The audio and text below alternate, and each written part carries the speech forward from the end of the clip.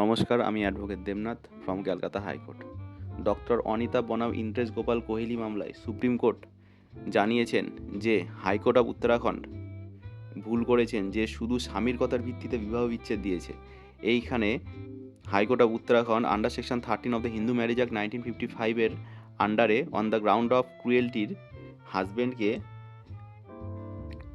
বিবাহ বিচ্ছেদের রায়ে in favour of the husband বিবাহ বিচ্ছেদ রায় দিয়েছেন।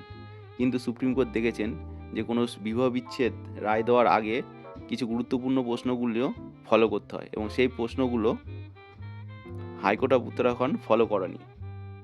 হাইকোর্টের প্রথমে এটি নির্ধারণ করা অপরিহার্য ছিল যে স্ত্রী কি সত্যি বাড়ি ছেড়েছিলেন নাকি তাকে বের করে দেওয়া হয়েছিল। এটা হাইকোর্ট অফ উত্তরাখণ্ড যাচাই করেনি। প্রথম ডিভোর্স মামলা তুলে নেওয়ার পর দ্বিতীয় মামলা কি চলতে পারে সেটারও বিচার হয়নি। এখানে হাজব্যান্ড 2010 সালে প্রথমে একটি ডিভোর্স মামলা ফাইল করে এবং সেটি 2011 সালে তুলে নেয়।